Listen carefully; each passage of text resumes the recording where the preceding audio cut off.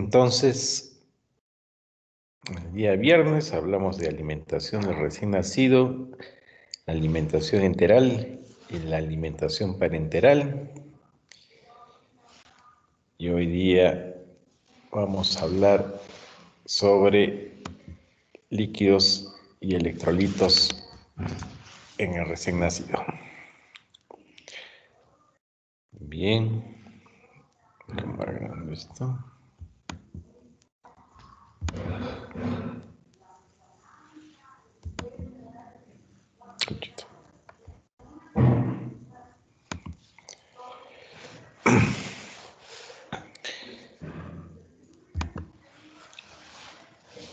Ustedes deben aprender que el correcto manejo de los líquidos y electrolitos va a tener una gran importancia en el periodo neonatal y básicamente hay que tener un manejo muy cuidadoso de estos líquidos y electrolitos en el recién nacido de muy bajo peso. O sea, en aquellos recién nacidos con un peso menor de 1500 gramos, que son generalmente los recién nacidos con una edad gestacional menor de 32 semanas.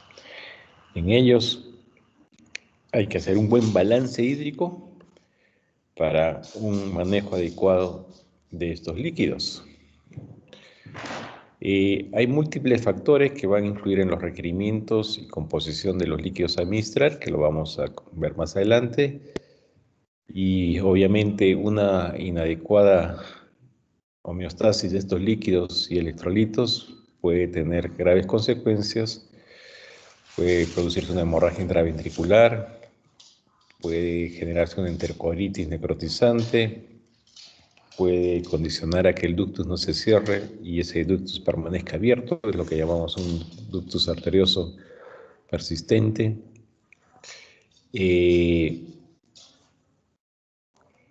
Me podría generar una displasia broncopulmonar y también podríamos... un ratito acá no lo veo.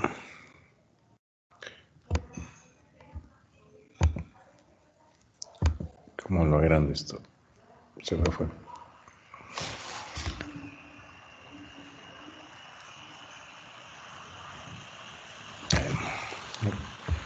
Un ratito.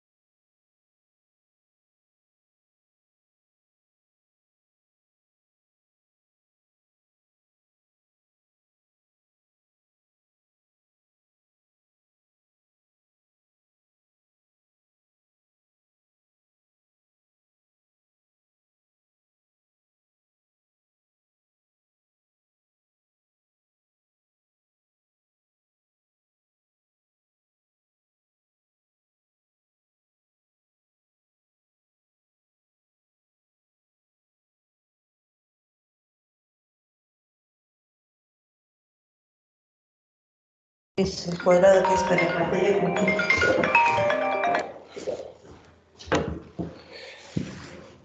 Bien, y les decía que si no manejo bien los líquidos, se podría presentar también un edema pulmonar. Bien, entonces, el mal manejo de líquidos se va a manifestar con una hipo o hipervolemia, me va a generar alteraciones metabólicas, me puede generar una hipo o una hiperosmolaridad, me puede generar una falla renal.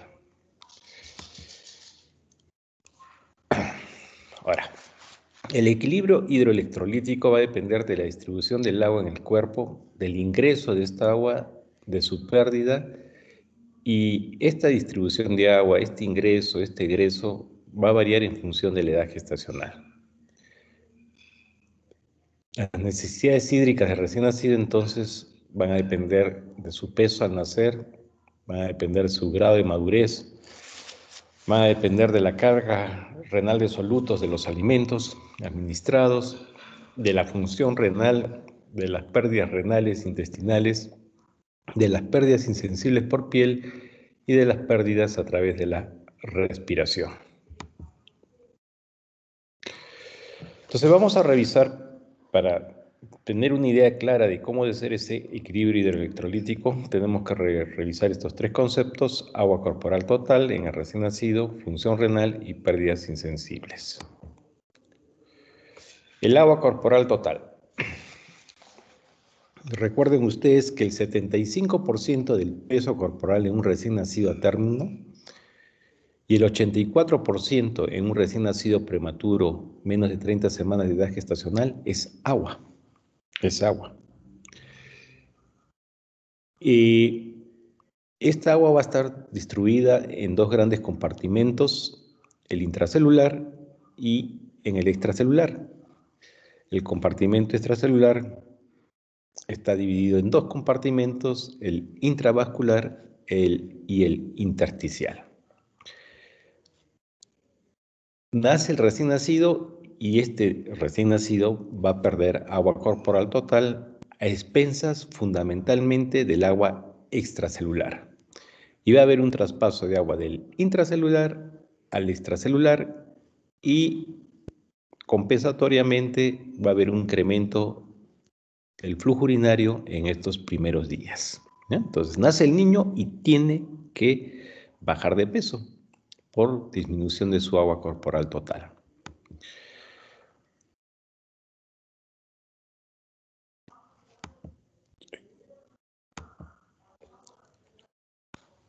Entonces, en los primeros días de vida,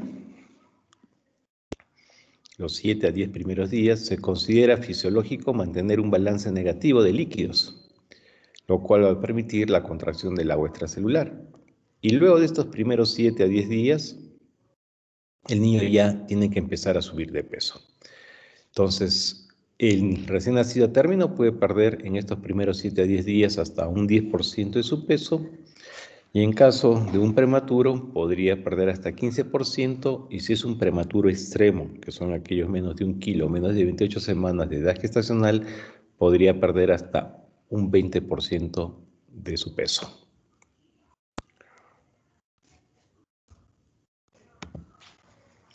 Acá tienen un diagrama de lo que ocurre en un recién nacido.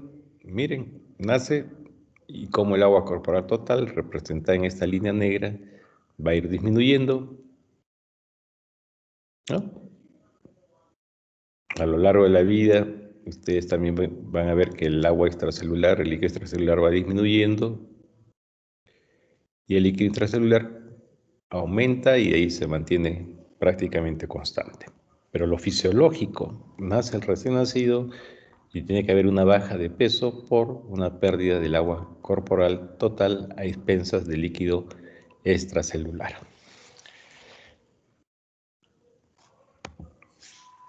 En porcentajes, acá tienen un cuadrito donde ven que un feto, su composición corporal, el 95% es agua, en el extracelular está el 65% y en el intracelular el 30%. En un prematuro el 85-90%, dependiendo de su edad gestacional, es agua, el 45% está en el extracelular y 40-50% en el intracelular. Y en el niño a término, el 75% de su peso es agua, 40% esta agua está en el líquido extracelular y 35% en el intracelular. Miren, en un niño de 2 años, de su peso el 60% es agua, 25% extracelular y 35% intracelular. Y en un adulto también, el 60% de su peso es agua, extracelular 20% y intracelular 40%. Bien, ahora, función renal. Hay que recordar que el recién nacido tiene menor capacidad de concentrar la orina.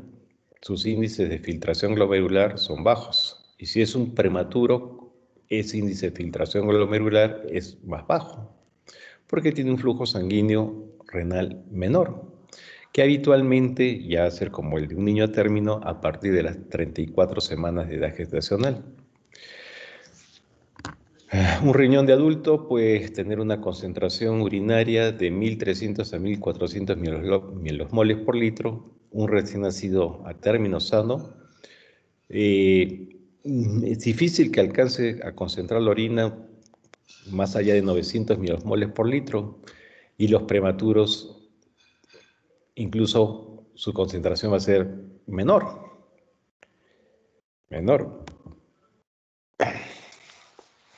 Por consiguiente, como este riñón es inmaduro, va a tener dificultades para manejar una sobrecarga de líquidos y electrolitos, como también una deficiencia de estos líquidos y electrolitos.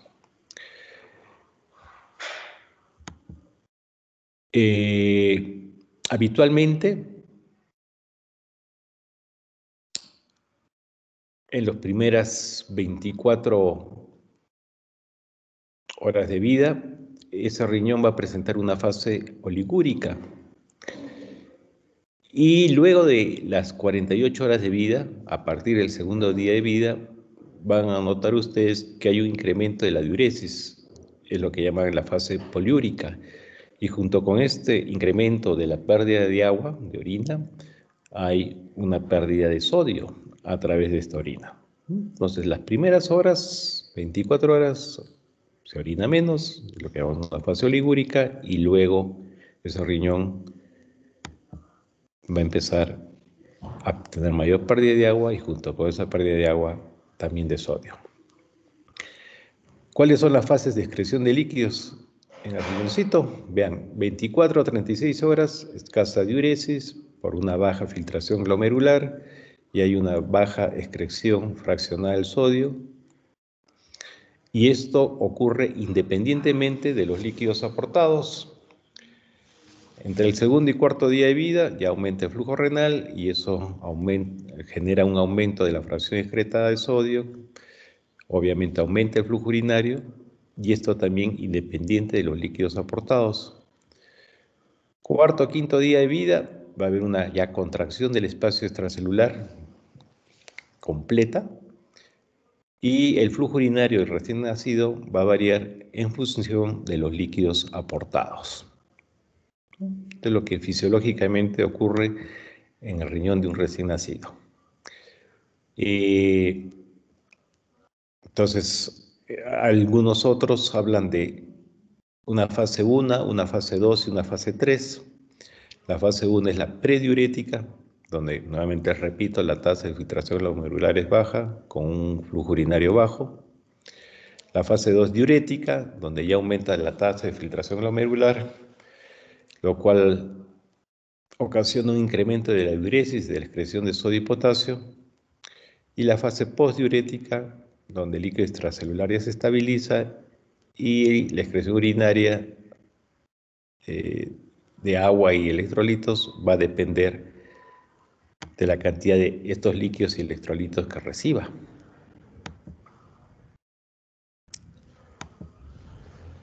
Bien, ahora hablamos de las pérdidas insensibles.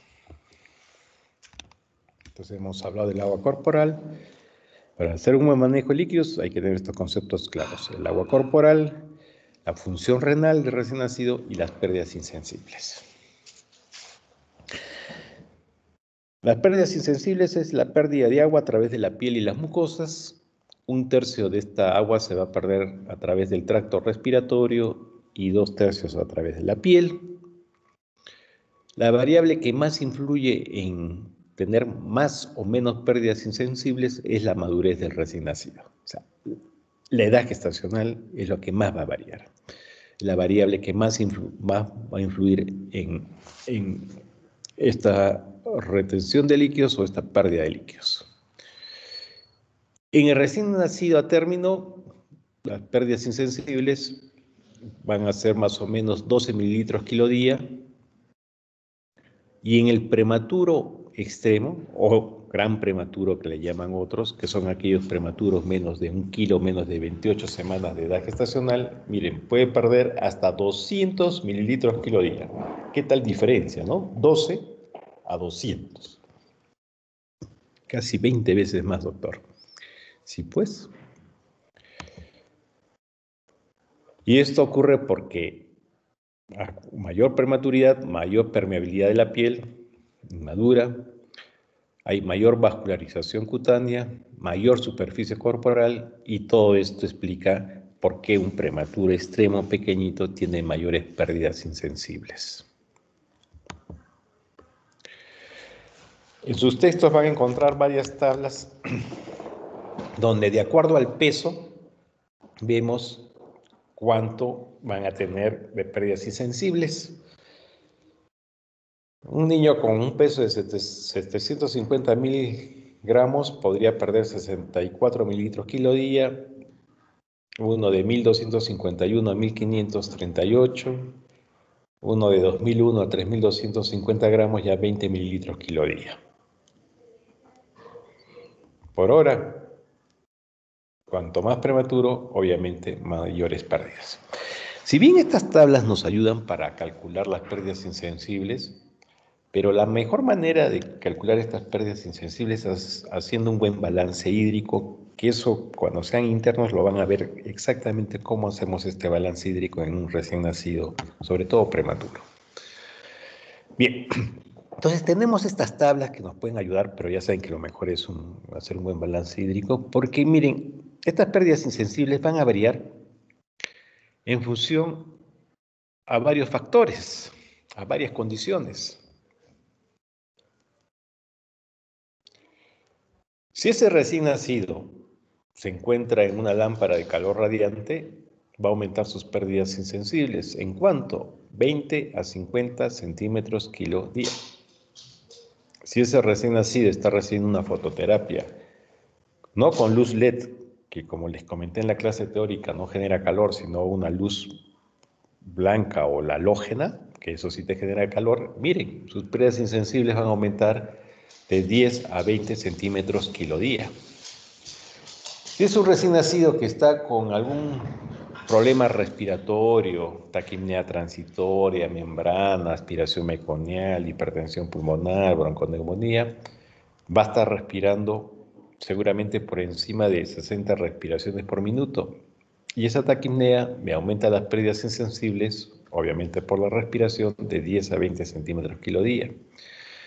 Si es un niño que tiene alguna laceración en la piel, eso también me aumenta las pérdidas insensibles. ¿Y cuánto? De 10 a 20 centímetros kilo día. O sea, si tengo un recién nacido, doctor, que está en la cuna radiante, que está recibiendo fototerapia, que está taquipneico y que tiene alguna laceración en la piel, ¿no?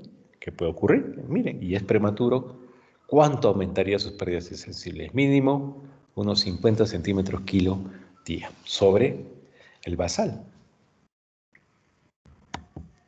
Y de pronto ese niño el primer día, doctor, el segundo día le tengo que dar 200 centímetros kilo día. Sí, pues, si de acuerdo a tu balance hídrico y si te sale esa cantidad, es que a mí me han enseñado que empiece con 100 centímetros, pero si de acuerdo a tu balance este niño requiere más cantidad de agua, le tienes que dar esa cantidad de agua. Entonces, los factores que aumentan las pérdidas insensibles son estos que están en esta tablita.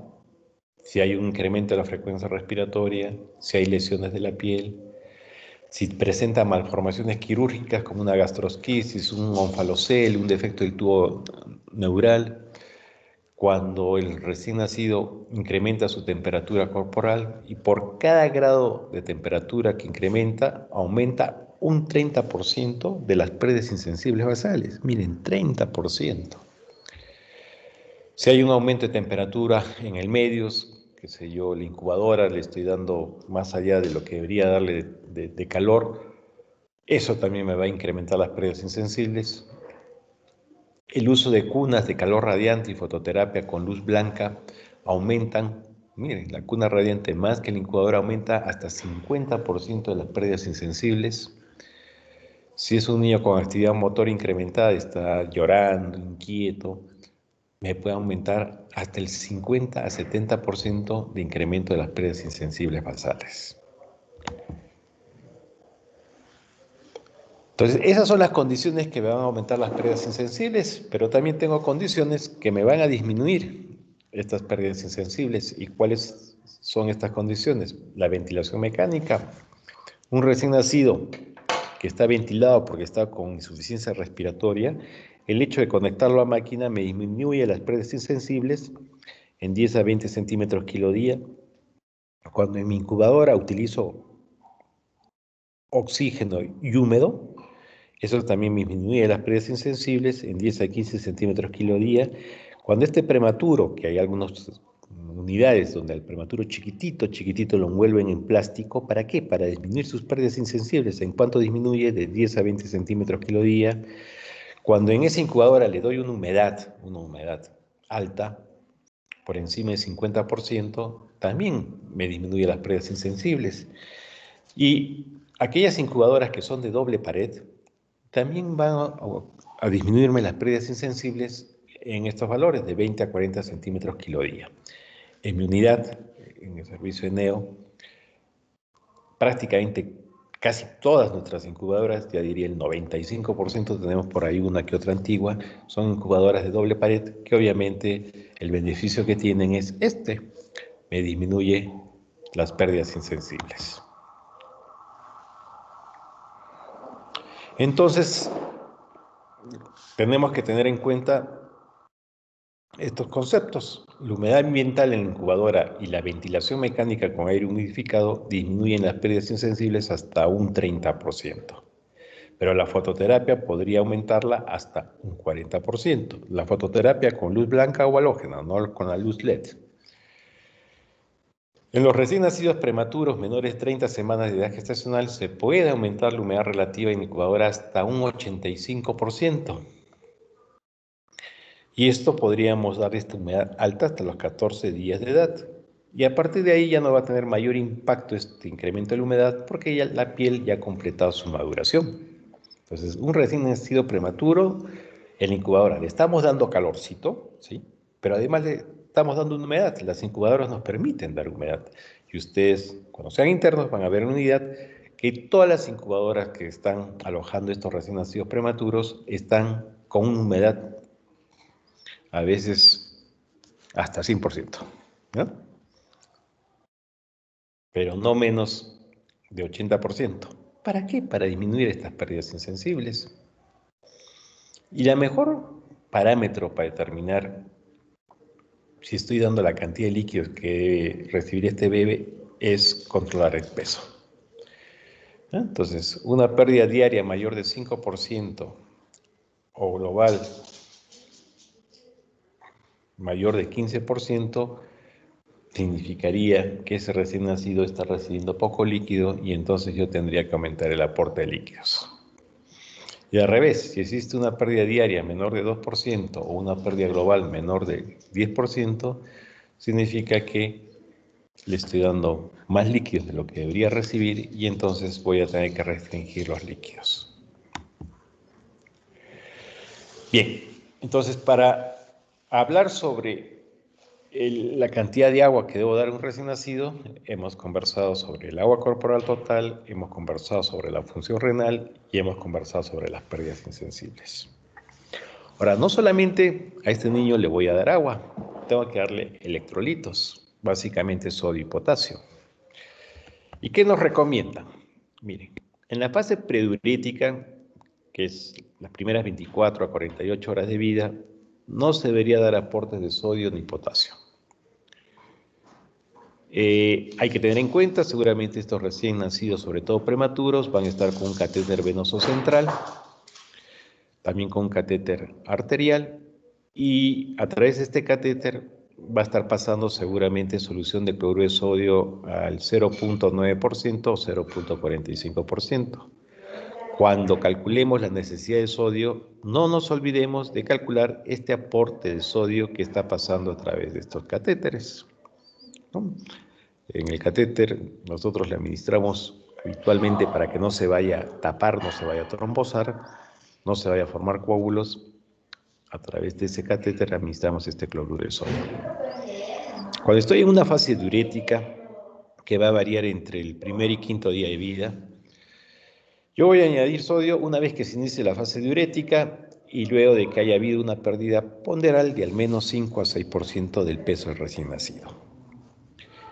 Generalmente el sodio debe ser menor de 140 milimoles por litro antes de iniciar el aporte. El potasio lo iniciaré cuando el flujo urinario esté bien establecido y los niveles de potasio sérico sean menores de 5 milimoles por litro. En la fase postdiurética, que va a ser es variable, pero podría ser entre el segundo, tercero, cuarto, quinto día de vida, los requerimientos de sodio usualmente se elevan debido a las pérdidas renales aumentadas de este sodio. Y entonces ahí sí voy a tener que dar sodio dependiendo de los valores que yo encuentre en su sangre, ¿no? En términos prácticos, habitualmente, como yo les he dicho, el primer día entonces no administramos sodio y potasio, excepto que realmente lo necesite, si hago sus controles de sodio y potasio. El segundo día, habitualmente, ya estamos iniciando sodio y el potasio habitualmente el tercer día. Eso en un niño eterno. En un prematuro chiquitito, habitualmente las primeras 48 horas de vida no administramos ni sodio ni potasio. Al tercer día ya le administramos sodio y potasio. Bueno, eso en cuanto a electrolitos. Entonces, ¿cómo yo voy a valorar el estado hidroelectrolítico de un recién nacido? Obviamente con su historia y una exploración física.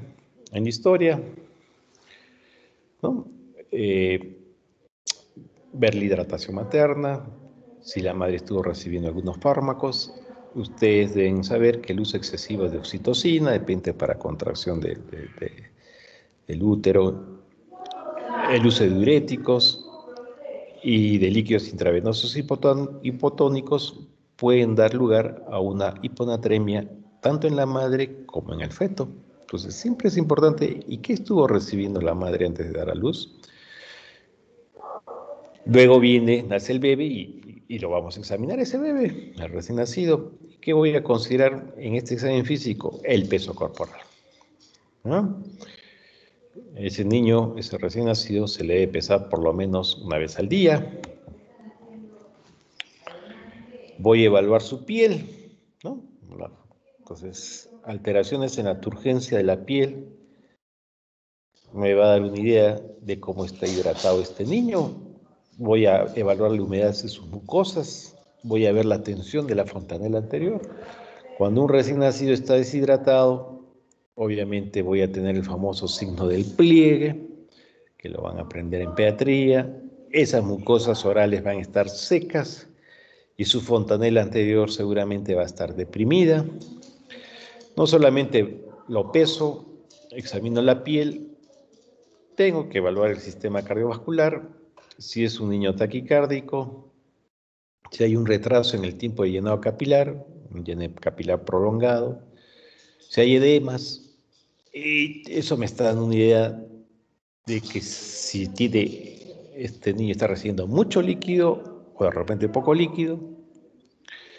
Esto es importante. Miren, los cambios de la tensión arterial, de la presión arterial, va a ocurrir obviamente cuando un niño está recibiendo poco aporte líquido, pero eso va a ocurrir ya de forma tardía, ¿no? Entonces, ya cuando tengan un niño hipotenso, bien deshidratado, a punto de entrar a un shock hipovolémico, ¿no? Entonces, hay otros signos clínicos que me orientan más a si este niño está faltándole más agua, que es la taquicardia, y un llene capilar prolongado. Y si lo veo con edema, seguramente significa que le estoy dando más líquido de lo que realmente debería recibir. Bueno, entonces no solamente tengo que revisar qué medicación estaba recibiendo la madre en el examen físico, peso, piel, manifestaciones cardiovasculares, sino también puedo hacer uso de pruebas de laboratorio. Y ahí, ¿qué pruebas voy a usar? Dosaje de electrolitos y de la osmolaridad plasmática.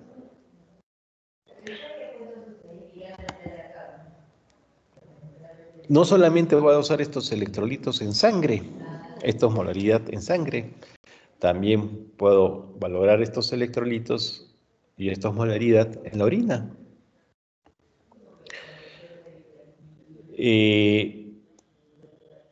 Tengo que controlar el flujo urinario, ¿no? Las enfermeras pesan el pañal y me dicen exactamente en 24 horas, 12 horas, 6 horas, cuánto orina se bebe. Y el flujo urinario normal de un niño, pues habitualmente debería ser entre 1 a 3 mililitros kilo hora. Si orina menos, ya hablo de oliguria, y si orina más, es que seguramente le estoy administrando más líquido de lo que debería recibir. Puedo hacer una medición de la excreción fraccional de sodio, ¿no? Y ahí tienen la formulita con la que hacemos el porcentaje de sodio filtrado excretado es igual al sodio excretado entre el sodio filtrado por 100. Otra fórmula es sodio en orina por creatinina en plasma entre creatinina en orina por sodio plasmático por 100. Y ahí hay unos valores que los van a encontrar en sus textos que me pueden dar una idea en base a estas fórmulas si es que este niño está recibiendo más orina, más líquido o menos líquido, y si está viendo o no un compromiso de su función renal. Y esto ya no los hace habitualmente cuando tenemos compromiso renal, un niño que está en insuficiencia renal, y ya utilizamos estas formulitas, ¿ya?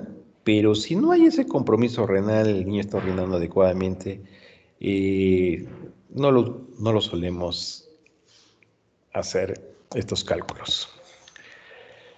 Bueno, pero si hay un compromiso renal, está orinando poco, entonces recuerden que una excreción fraccionada de sodio menor de 1% se debe generalmente a factores renales que reducen el flujo sanguíneo renal. Si hay una fracción excretada de sodio que está por encima de 2.5%, eso se suele ver en casos ya de insuficiencia renal aguda y en neonatos tratados con diuréticos. Con frecuencia, el recién nacido de una edad gestacional menor de 32 semanas, la excreción fraccionada de sodio es mayor a 2.5% independientemente del estado hidroelectrolítico, por lo que esta excreción fraccionada de sodio es menos útil para valorar oliguria en un recién nacido pretermo, ¿no? Entonces, en los menos de 32 semanas de edad gestacional, doctor, he visto yo cuando he sido interno, ustedes no suelen calcular esta excreción fraccionada de sodio. Sí, pues porque ya no tiene mayor importancia, ¿no? Lo hacemos en el niño a término, mayor de 32 semanas, lo hacemos en el niño a término que está presentando oliguria, un flujo urinario disminuido. Pero en prematurito chiquitito no, por esta razón. Y recuerden este concepto, ¿no? En cualquier recién nacido, la administración de diuréticos invalida el valor de la excreción fraccionada de sodio, ¿no? Doctor, está orinando tanto con el diurético y yo procedo a hacer este cálculo de excreción fraccionada de sodio, ya no tiene importancia, o sea, ahí esta excreción fraccionada de sodio tiene validez, la interpretación que les he dicho, mientras el niño no reciba diuréticos. Ahora, los gases sanguíneos también me van a dar una idea de si este niño está bien o no está bien hidratado, ¿no? Entonces, un niño que no está bien hidratado va a cursar seguramente con una acidosis metabólica, ¿no? La acidosis metabólica puede ser con anion gap normal o con anion gap incrementado. El recién nacido que está mal hidratado va a cursar con una acidosis metabólica con anion gap normal. Entonces, indirectamente, ¿no? A veces haces al médico y los ve y dice, oye, está acidótico, y ya se le viene a la cabeza, ¿estarás hidratando bien a tu bebé? Le pregunta al residente, ¿no?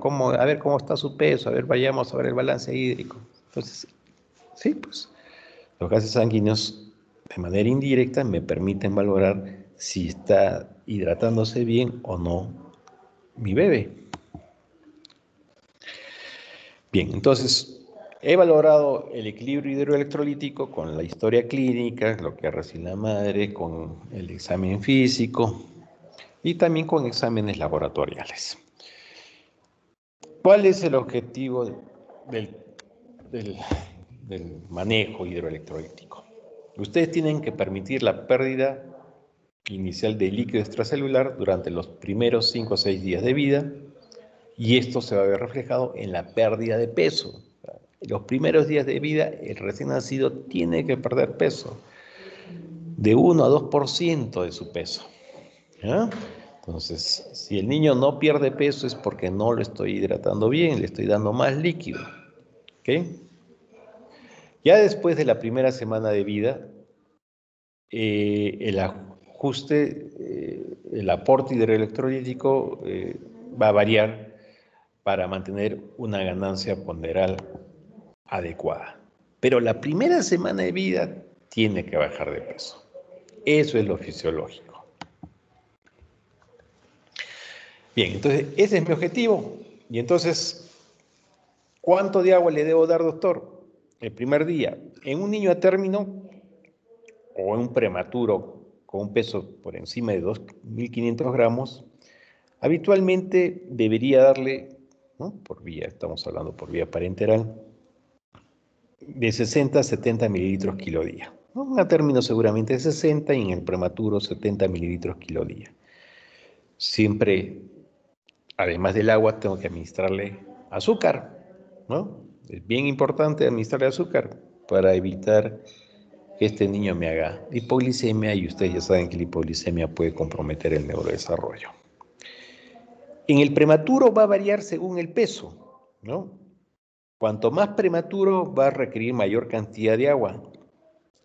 Y acá les doy una tablita. Y la glucosa también va a variar un poco. Ya les dije que el prematurito chiquitito tiene más chance de hacer hiperglicemia, y probablemente ahí voy a utilizar destroza entonces no al 10%, sino al 7.5%.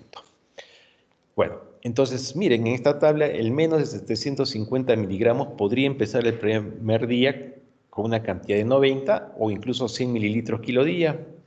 El de 750 a 1 kilo, primer día podría darle 75 o incluso 85 mililitros kilo día. Bueno, y después va disminuyendo hasta llegar a dar a un niño de 1.500 a 2.000 gramos entre 65 a 75 mililitros kilo día. Bueno, pero la idea, el concepto, cuanto más prematuro, más cantidad de agua, definitivamente. Después del primer día, los siguientes días, ¿cuánto debo darle, doctor? Hay que incrementar, como les he dicho en varias clases teóricas, de 10 a 20 mililitros kilo día. ¿Ya? Todos los días voy incrementando de 10 a 20 mililitros kilo día, hasta llegar a un tope.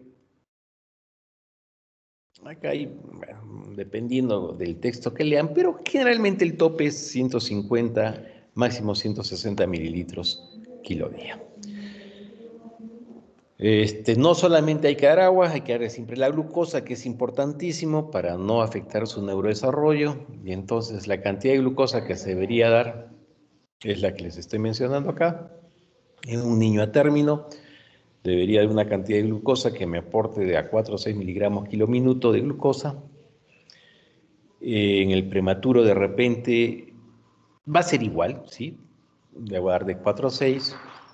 Pero recuerden que los prematuros pequeñitos, los menos de 1 gramo, de 1 kilo, toleran muy mal la glucosa, ya por las razones que le mencioné en la clase teórica, y en ellos seguramente iniciaré con un volumen de infusión de glucosa no de 5 o 6, sino de 4, el menor.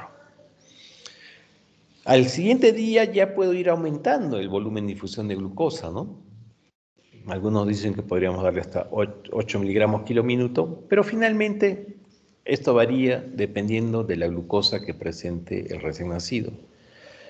Aumentamos lentamente el valor de glucosa, generalmente 2 puntos de día a día, ¿no? Si empecé con 4, al segundo día le voy a dar un BIG de 6 miligramos kilo minuto. El sodio Bueno, ya lo vuelvo a repetir. Primer día no es necesario el aporte de sodio. En los días siguientes sí podría iniciarlo en el menos de 1 kilo 500, 2 a 3 miligramos kilo día. En el mayor de 1500 gramos y en el menor de 1500 gramos tienen ellos mayores pérdidas de sodio por la orina y tendría que dar entre 3 a 5 mil equivalentes kilo día. Finalmente yo le voy a proporcionar la cantidad de sodio necesario para mantener una concentración sérica de sodio entre 135 a 145 mil equivalentes por litro.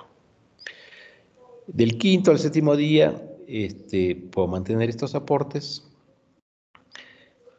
y siempre recordar que los más pequeñitos, los más inmaduros, van a necesitar mayores aportes por mayor pérdida de sodio en la orina.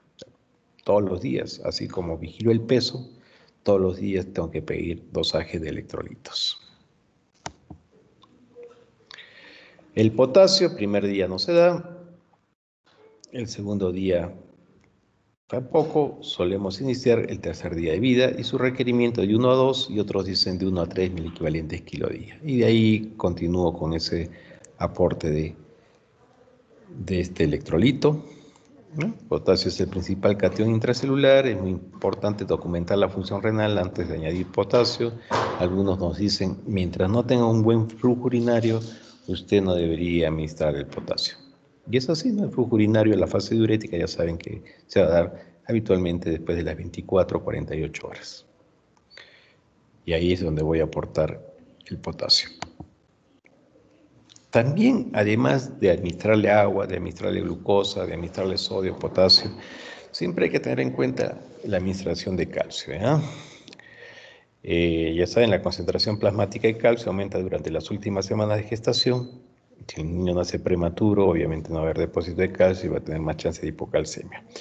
Con calcio iniciamos desde el primer día, 1 a 2 mil equivalentes kilo día, continuamos con esa cantidad durante el resto de días. ¿Ya? Entonces, siempre que hidratamos a un niño, a veces solo pensamos en agua y electrolitos, pero en el recién nacido tenemos que pensar además en glucosa y también en administración de calcio, sobre todo si es prematuro. Si es prematuro. Acá les he hecho un resumen, ¿no? Esta tabla está de cómo administrar el agua, los electrolitos, la glucosa. Lo pueden, como ven, el VIG siempre el primer día de 4 a 6 miligramos, en los siguientes días ya puedo aumentar, pero no de 4 a 8, debo aumentar lentamente el VIG de 2 en 2. Muy bien, entonces,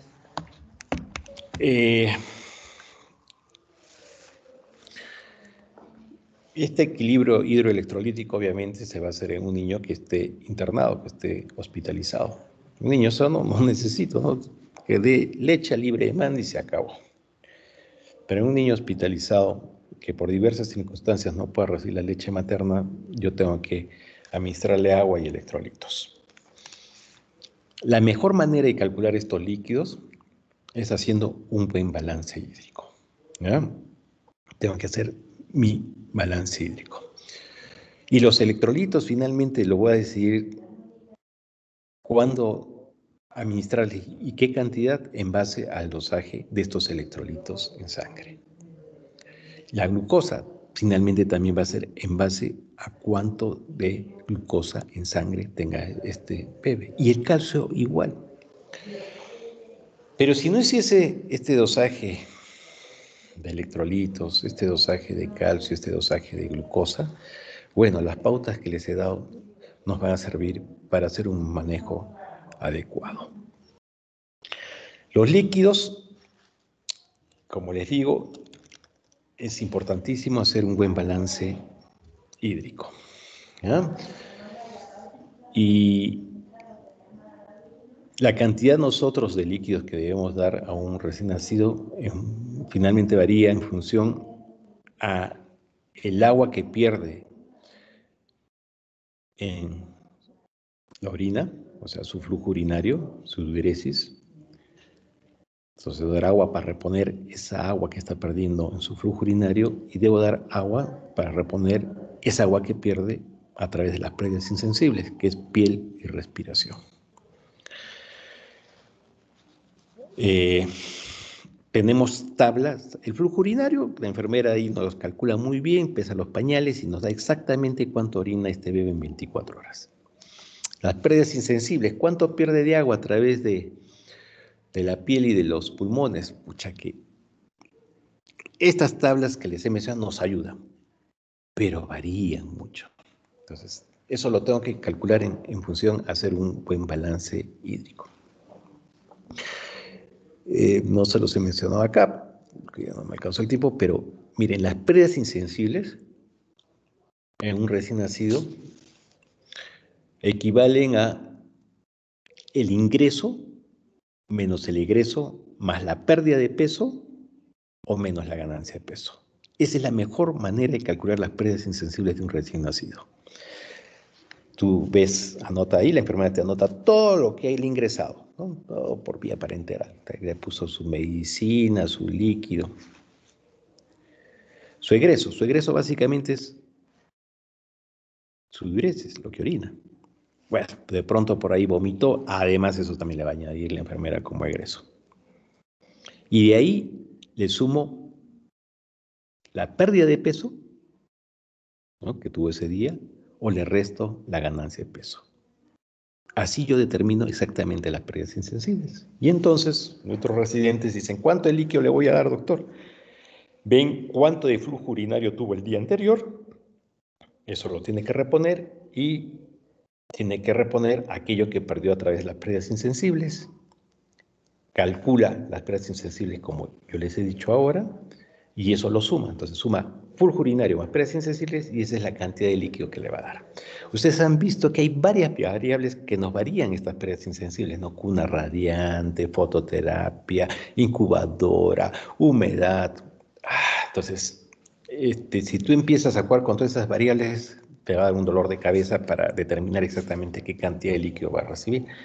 Entonces, ¿tú cómo calculas esas pérdidas insensibles? Con esta fórmula que les he dado y ahí seguramente le van a dar la cantidad de líquido más precisa que necesita ese recién nacido. Y a veces nos ha salido que haciendo de un balance hídrico al segundo día de vida este prematuro que pesaba 800 gramos, doctor, le tengo que dar prácticamente 180 centímetros kilo día.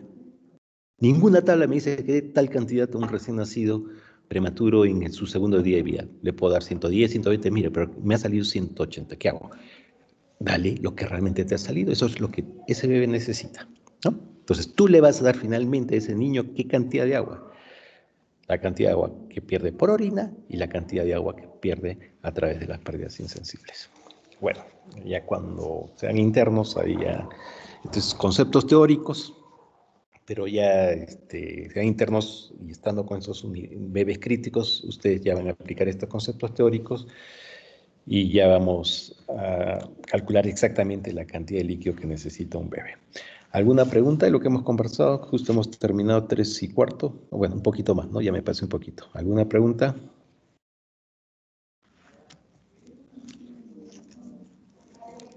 Muy bien, si no hay ninguna pregunta, con amigos que están haciendo la práctica conmigo, el día de mañana hacemos la práctica a las 9 de la mañana.